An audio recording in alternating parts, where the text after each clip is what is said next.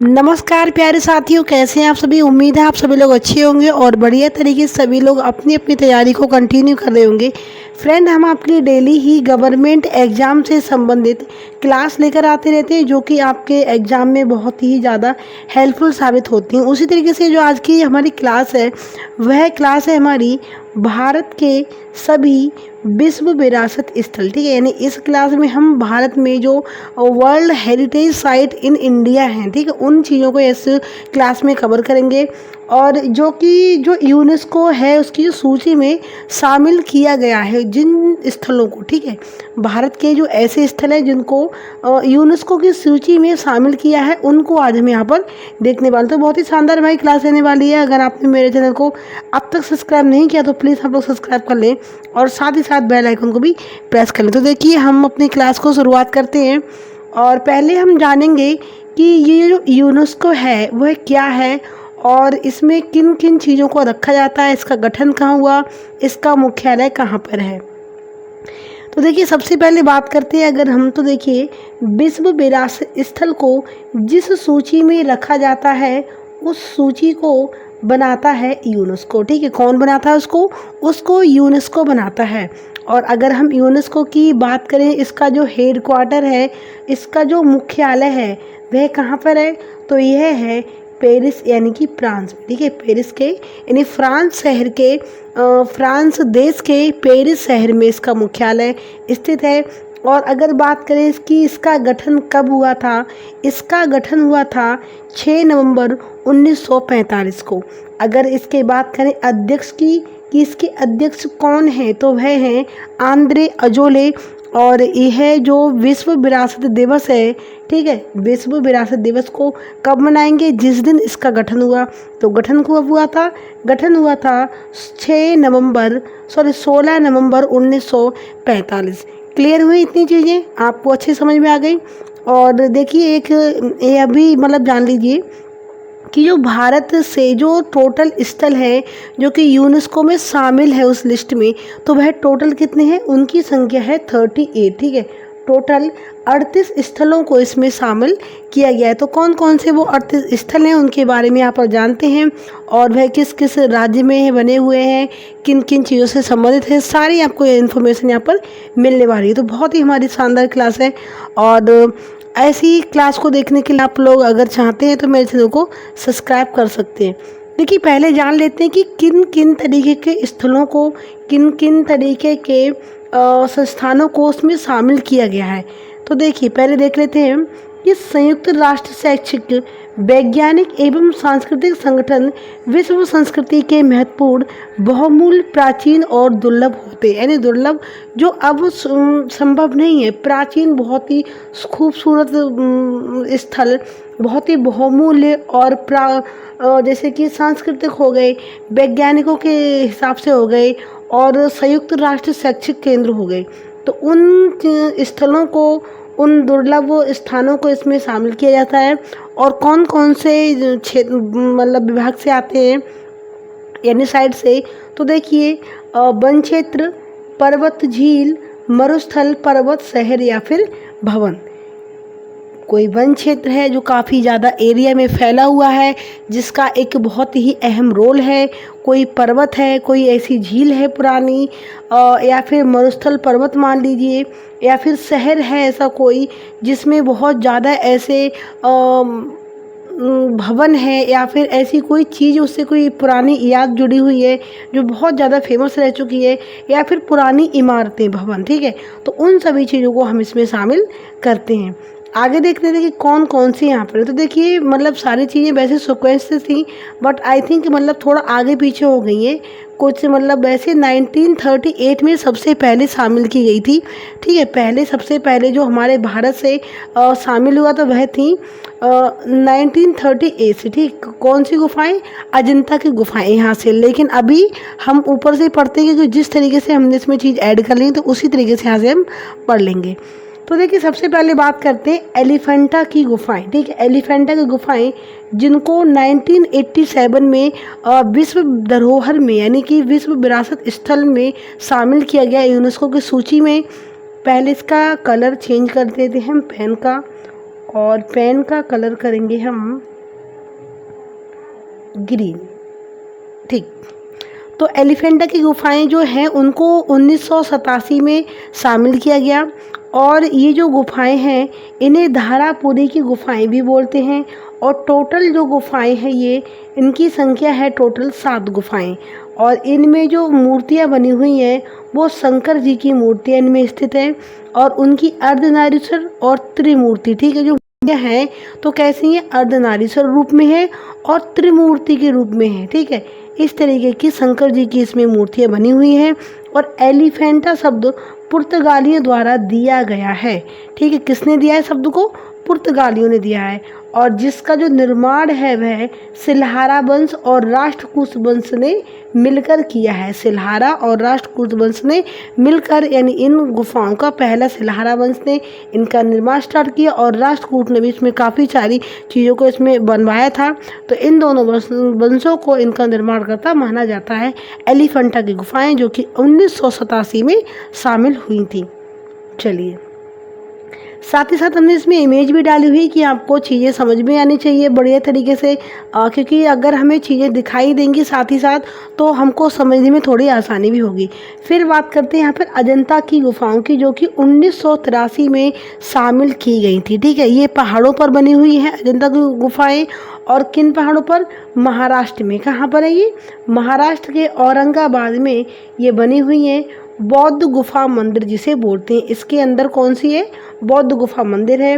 देखिए, इन गुफाओं का अगर निर्माण की बात करें तो इनका निर्माण गुप्त शासकों द्वारा कराया गया है, जिनका आज तक पता नहीं चला, यानी वह शासक कौन कौन से थे इनका आज तक पता नहीं चला है। लेकिन हाँ, इतना जानते हैं कि इनका जो निर्माण है वह गुप्त शासकों के द्वारा ही कराया गया है। इसमें टोटल 30 गुफाएं हैं, जिसमें से 29 गुफाएं पूरी हैं और एक गुफा अधूरी है इसमें से। ठीक है, जो अजंता की गुफाएं हैं वह टोटल 30 हैं और इनमें से 29 गुफाएं पूरी बनी हुई हैं और एक इसमें गुफा अधूरी बनी हुई है।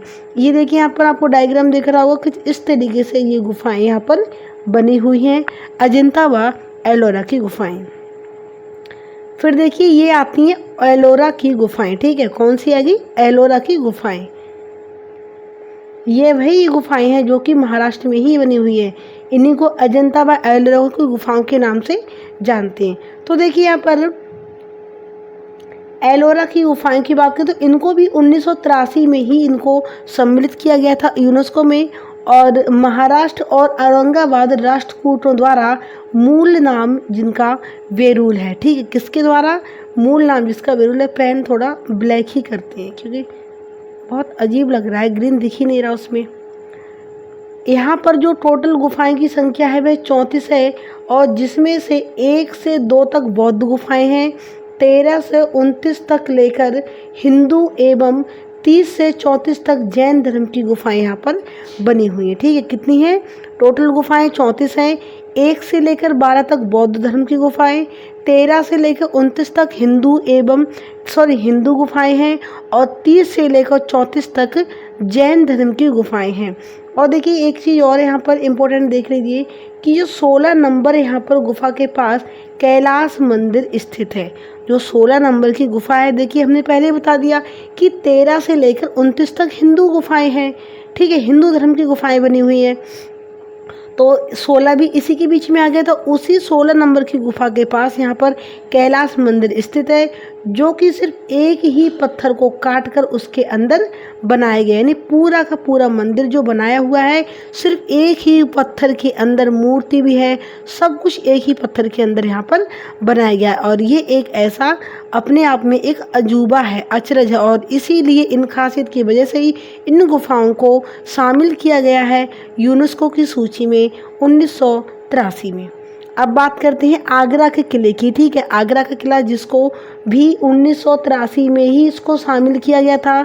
और यह बना कहाँ पर है, यह बना हुआ है यूपी के आगरा शहर में। ठीक है, यूपी के आगरा शहर में ये बना हुआ है। और अगर बात करें कि इसका निर्माण जो है वो सिकरवार राजपूतों ने 9वीं शताब्दी में कराया था। इस बात का प्रमाण महमूद गजनबी के एक बड़े इतिहासकार उत्वी की किताब ए यामिनी नामक किताब में मिलता है। देखिए बहुत ही अच्छी अच्छी चीज़ों को हमने इसमें ऐड करा है।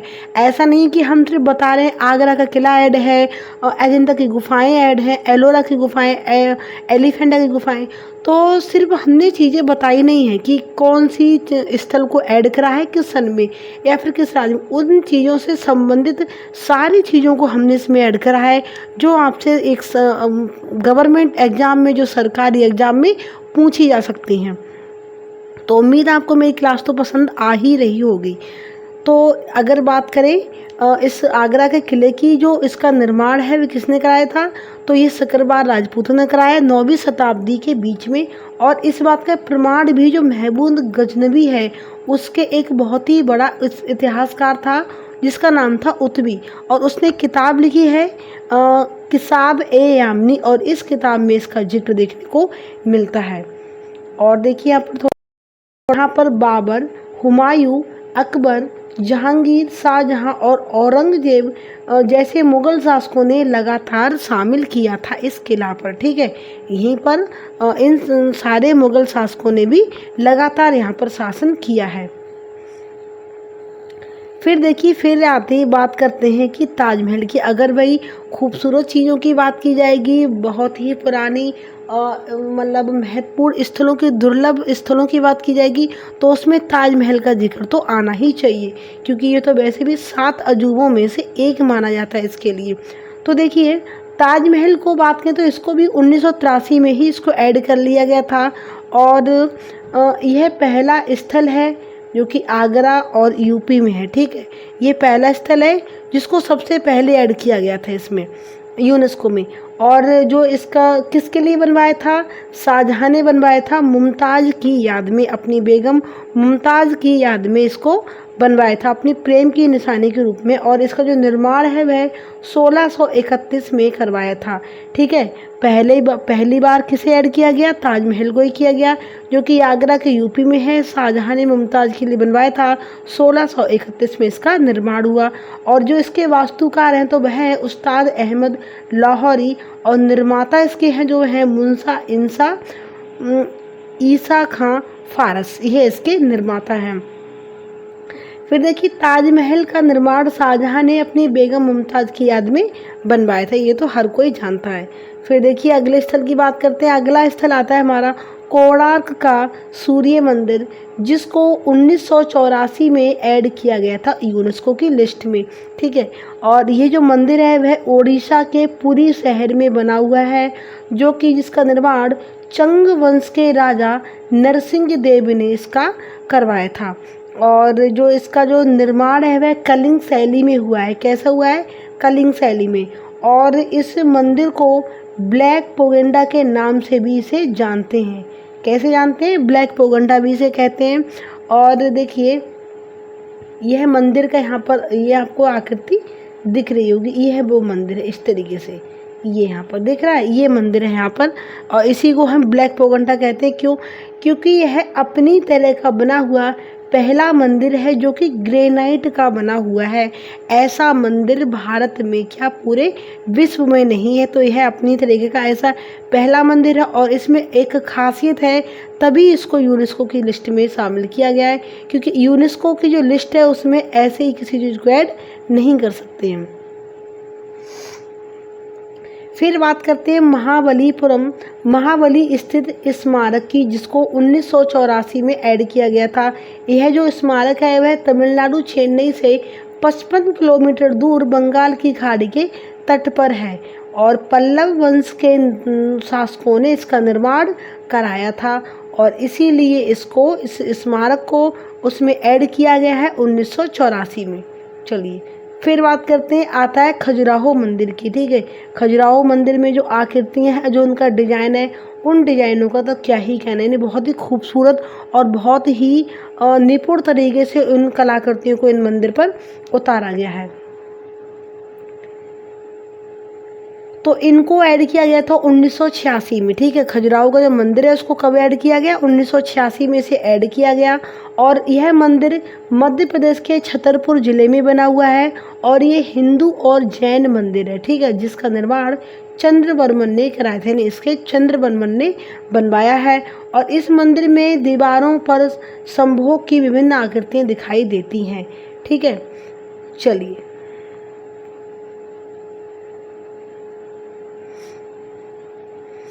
फिर बात करते हैं गोवा का चर्च।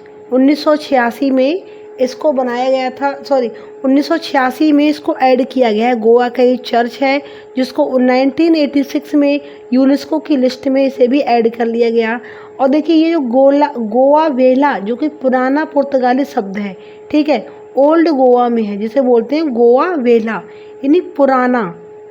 पुर्तगाली शब्द में बोलते हैं वेला, और वैसे क्या हुआ, हिंदी शब्द पुराना, तो गोवा वेला यानी ओल्ड गोवा में बना हुआ है। और इसका नाम है बसिलिका वॉन जीसस चर्च, इसका नाम है, जहाँ पर सेंट फ्रांसिस जेवियर की बॉडी को चांदी के ताबूत में मम्मी बनाकर रखा गया है, जिसे देखने के लिए दूर दूर से आते हैं। जो सेंट फ्रांसिस जेवियर थे उनकी बॉडी को यहाँ पर चांदी के ताबूत में एक मम्मी यानी पुतले के रूप में बनाकर रखा गया है, जिसे देखने के लिए लोग अभी भी दूर दूर से यहाँ पर आते हैं। समझ में आई? अब देखते हैं हम्पी अवशेष। ये भी एक मंदिर है, हम्पी अवशेष, जो कि कर्नाटक में बना हुआ है, जिसे 1986 में इसको यूनेस्को की लिस्ट में शामिल किया है। देखिए हम्पी जो है वह कर्नाटक में है, हम्पी शहर है, वहीं पर इसका बना हुआ है ये, जो तुंगभद्रा नदी के तट पर बसा हुआ है। कहाँ पर है? तुंगभद्रा नदी के तट पर बसा हुआ है। हम्पी विजयनगर साम्राज्य की राजधानी है, ठीक है, जो विजयनगर है उसकी राजधानी हम्पी है, जिसे हरिहर बुक्का नामक राजा ने बसाया था। एक राजा थे हरिहर बुक्का, उन्होंने ही इस साम्राज्य को बसाया था। और ये जो हम्पी में बनाया है, यह यहाँ पर पत्थर के रथ बने हुए हैं, ठीक है। इस अवशेष में, इस मंदिर के अंदर पत्थर के बने हुए रथ भी आपको देखने को मिलेंगे। ये देखिए यहाँ पर ये रथ, देखिए ये इस तरीके से, ठीक है, समझ में आ गया। आगे चलते हैं, बात करते हैं नेक्स्ट की। फिर जो अगला स्थल हमारा है फतेहपुर सीकरी, ठीक है, फतेहपुर सीकरी जो कि आगरा के पास ही है, कुछ दूरी पर। इसको भी 1986 में इस लिस्ट में ऐड किया गया।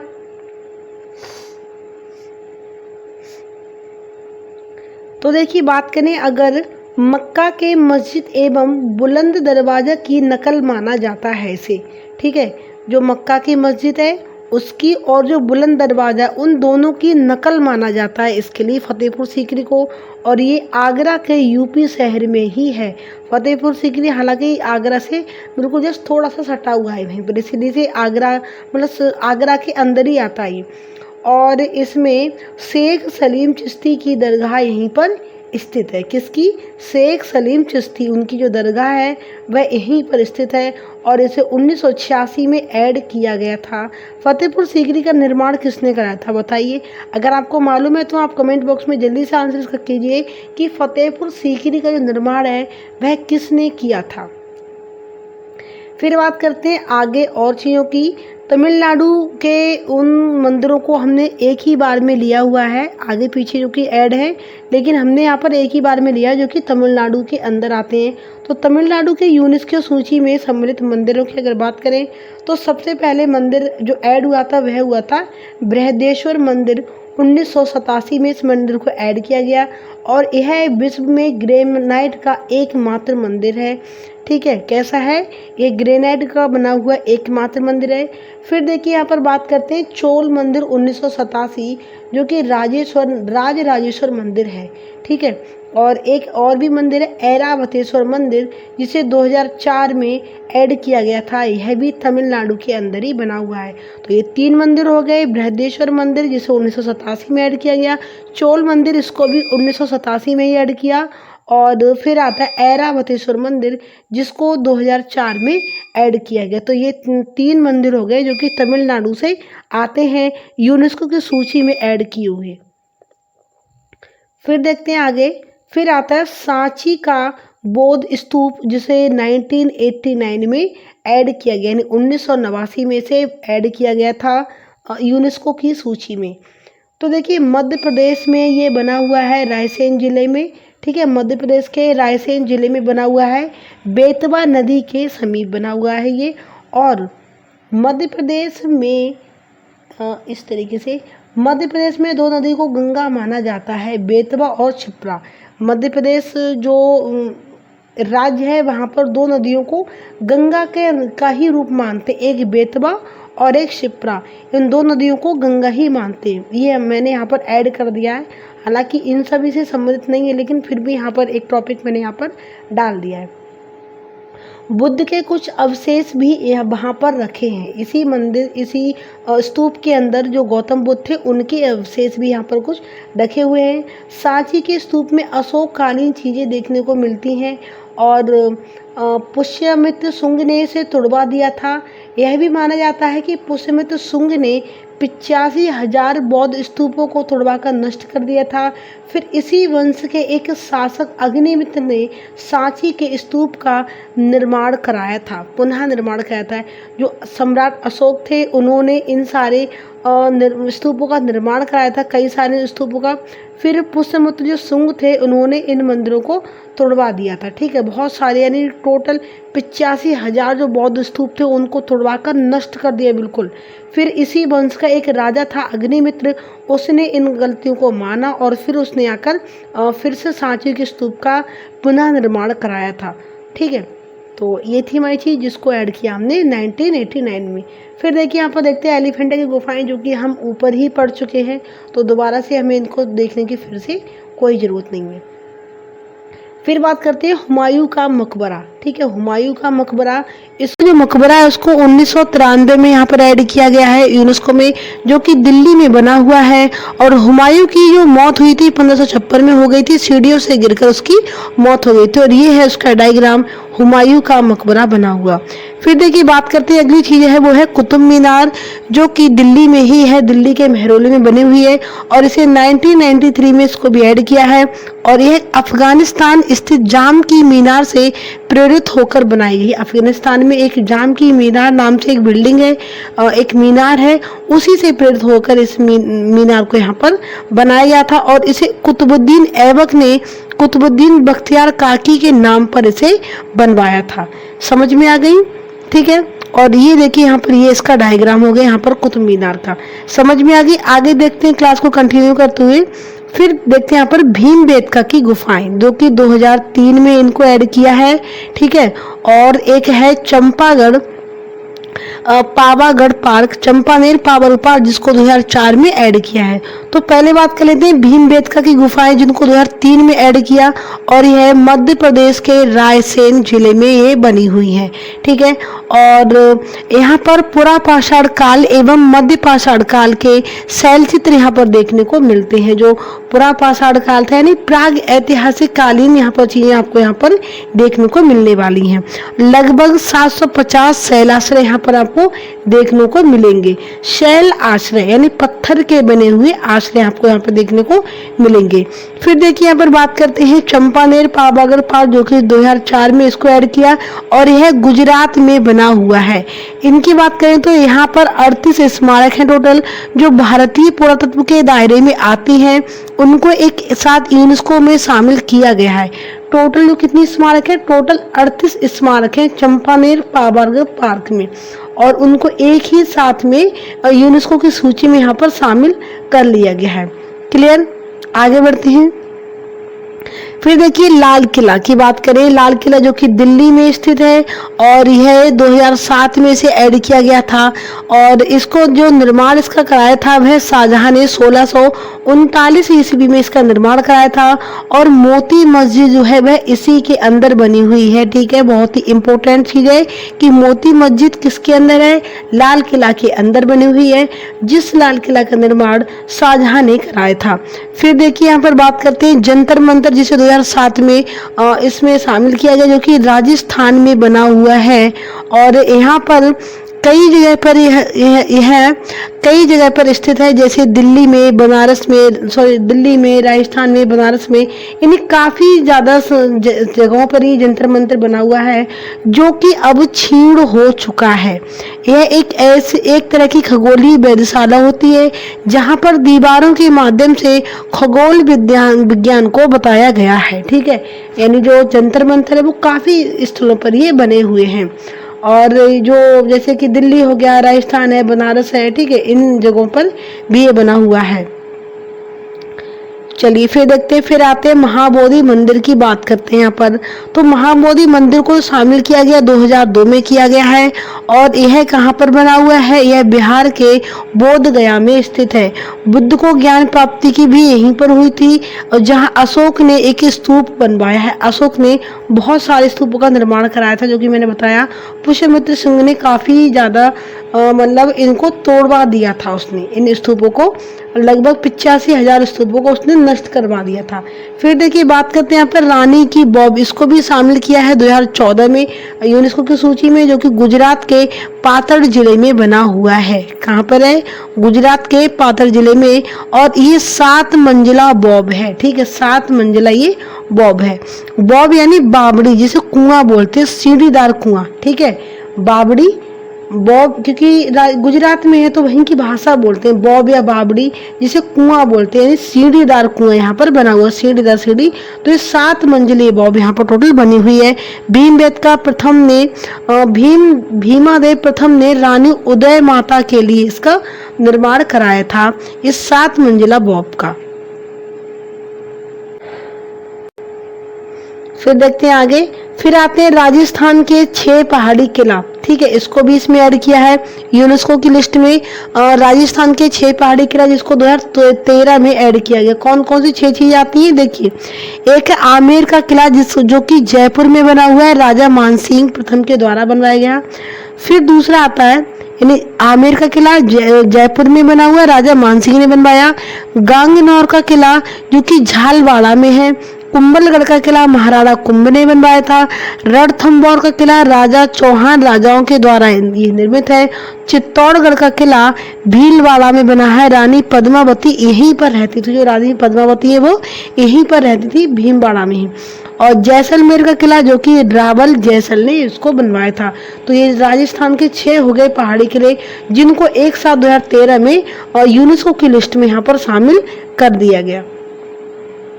फिर देखते हैं आगे, फिर आते हैं नालंदा महाविहार 2016 में, जिसको ऐड किया गया, जो कि बिहार में बनी हुई है यूनिवर्सिटी, जो कि मतलब एक टूट फूट चुकी है, नष्ट हो चुकी है। और एक आती है यहाँ पर कैपिटल कॉम्प्लेक्स, ठीक है, कैपिटल कॉम्प्लेक्स 2016 में भी इसको भी ऐड किया गया था, जो कि चंडीगढ़ में बना हुआ है। और है कंचनजंगा नेशनल पार्क, जिसको भी 2016 में ही ऐड किया गया। ये जो कंचनजंगा नेशनल पार्क है ये सिक्किम में स्थित है, आपको पता होगा, ठीक है। और ये जो कैपिटल कॉम्प्लेक्स है ये चंडीगढ़ में बनी हुई है। और नालंदा महाविहार, इसका जो निर्माण है वह गुप्त शासक कुमार गुप्त ने कराया था इसका निर्माण। और देखिए जो इसी की बात करें नालंदा महाविहार की, कुतुबुद्दीन बख्तियार खिलजी ने इसे नष्ट कर दिया था, ठीक है, इसको जला दिया था। कई महीनों तक ये जलती रही थी, ये जो विश्वविद्यालय कई महीनों तक लगातार इसमें धुआं करके आग से निकलती रही थी। कंचनजंगा जो पर्वत है वो विश्व का 3रा सबसे ऊंचा पर्वत है, ठीक है, इसलिए भी शामिल है क्योंकि इसकी खासियत जो इसका पर्वत है, इस कंचनजंगा का, वह विश्व का 3रा सबसे ऊंचा पर्वत है। तो इन तीनों चीजों को एक साथ में 2016 में ऐड कर लिया गया था यूनेस्को की लिस्ट में। फिर बात करते हैं यहाँ पर भारत की पर्वतीय रेल, ठीक है। भारत की पर्वतीय रेल जो देखिए कौन कौन सी हैं, दार्जिलिंग रेलवे 1999 में इनको ऐड किया गया। यह टॉय ट्रेन, यहाँ पर जो ट्रेन है वो कैसी टॉय ट्रेन चलती है। पश्चिम बंगाल में न्यू जलपाईगुड़ी में दार्जिलिंग तक चलती है, ठीक है, यही वाली ट्रेन। और फिर एक जो अगली है वह है नीलगिरी रेलवे 2005 में जिसे ऐड किया, जो कि तमिलनाडु में है बनी हुई। और यह आज भी यहाँ भाप वाले इंजन की रेलगाड़ी चलती है। और एक है काकला शिमला जिसे 2008 में ऐड किया गया, जो कि हिमाचल प्रदेश में है, ठीक है। तो ये 3 हैं भारत की पर्वतीय रेलें, जिनको इसमें भारत की विश्व धरोहर सूची यानी यूनेस्को में इनमें शामिल किया गया है। कौन कौन सी, दार्जिलिंग रेलवे जिसको 1999 में ऐड किया, नीलगिरी रेलवे 2005 में ऐड किया, और कालका शिमला जिसे 2008 में ऐड किया गया। तो ये 3 हो गई भारत की पर्वतीय रेलें। और भी कुछ संस्थान इनको देख लेंगे एक बार यहाँ पर एक साथ ही। छत्रपति शिवाजी टर्मिनल 2004 में से ऐड किया, जो कि कहाँ पर बना हुआ है, महाराष्ट्र में है। केवलादेव राष्ट्रीय घना उद्यान 1958 में ऐड किया, जो कि राजस्थान में बना हुआ है। काजीरंगा राष्ट्रीय उद्यान 1985 में ऐड किया, जो कि असम में बना हुआ है। यहाँ पर एक सींग वाला जो गैंडा है बहुत ही ज़्यादा फेमस है। ठीक है, इस उद्यान की खासियत है कि यहाँ पर एक सींग वाला जो गैंडा है वो बहुत ज़्यादा फेमस है। और एक सुंदरवन राष्ट्रीय उद्यान 1987 में से ऐड किया गया, जो कि पश्चिम बंगाल में यानी बांग्लादेश और हमारे हिस्से में भी आता है और बांग्लादेश में भी आता है। तो यह भी सुंदरवन जो राष्ट्रीय उद्यान है उसको भी 1987 में ऐड किया गया था। और बंगाल टाइगर जो कि नरभक्षी बोलते हैं उसके लिए ये फेमस है बहुत ही ज़्यादा। आगे देखते हैं और भी चीज़ें जिनको ऐड करा हुआ है। मानस राष्ट्रीय उद्यान जिसे 1985 में ऐड किया, जो कि असम में बना हुआ है। नंदा देवी व फूलों की घाटी 2005 में से ऐड किया है, ये उत्तराखंड में बनी हुई है। पश्चिमी घाट 2012 में इनको ऐड किया गया। यहाँ जो सह्याद्री पर्वत है इसे सह्याद्री पर्वत के नाम से भी जाना जाता है। देखिए यह है पश्चिमी घाट, ये ठीक है, इसको ऐड किया हुआ है हमने। और फिर है ये तो हो ही गया मानस राष्ट्रीय उद्यान। और ये तो मैंने पिछले में भी दिखाया है कि ये किसके लिए, बारहसिंगा और एक सींग वाला गैंडा के लिए फेमस है। फिर देखिए आगे देखते हैं। आगे बात करें तो गुलाबी शहर जो कि जयपुर में है, जिसे पिंक सिटी के नाम से जानते हैं। गुलाबी शहर जयपुर 2017 में से ऐड किया, इसे पिंक सिटी के नाम से भी जानते हैं। स्थापना हुई थी 1727 में आमेर के राजा जय सिंह द्वितीय के द्वारा इसकी स्थापना हुई थी।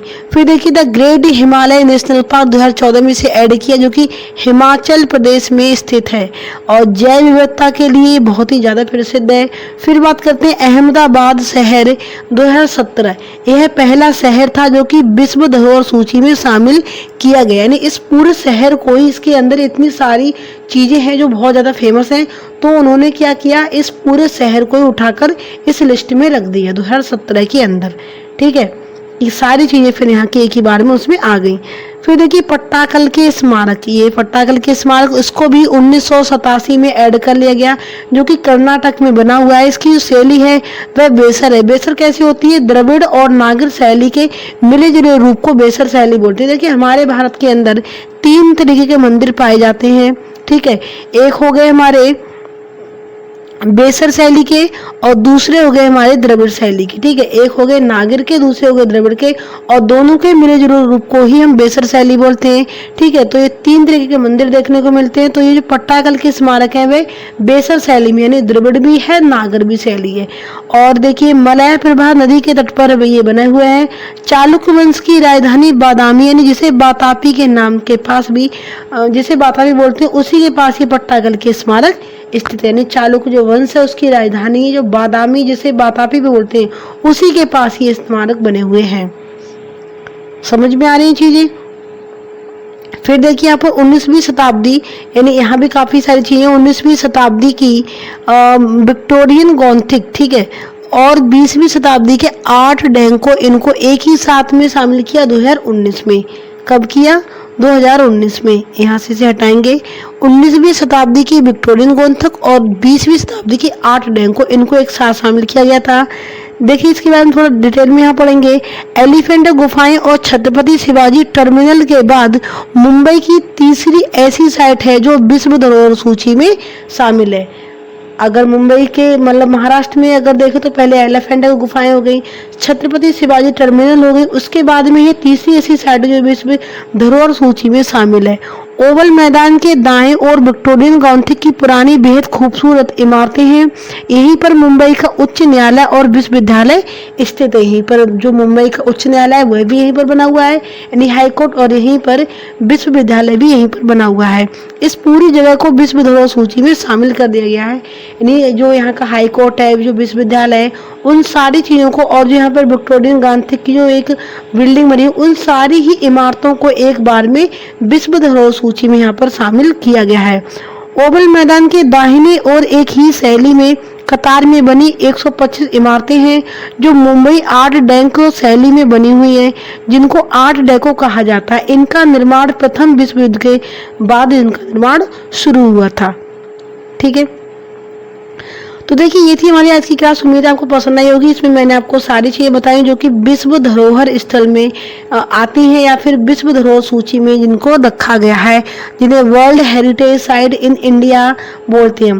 तो उन सारी चीज़ों को हमने इसमें कवर किया और उम्मीद है आपको क्लास अच्छी लगी। मैंने आपको मैप भी दिखाए, उन चीज़ों के डायग्राम भी दिखाए, उन चीज़ों से जुड़ी हुई बातें दिखाई और उम्मीद है आपको क्लास अच्छी लगी, समझ में भी आई। अगर आपको क्लास अच्छी लगी तो एक लाइक करते जाइए और अगर आप ऐसी वीडियो को और देखना चाहते हैं तो मेरे चैनल को आप सब्सक्राइब कर सकते हैं और अपने फ्रेंड के साथ भी हमारी वीडियो को शेयर करें।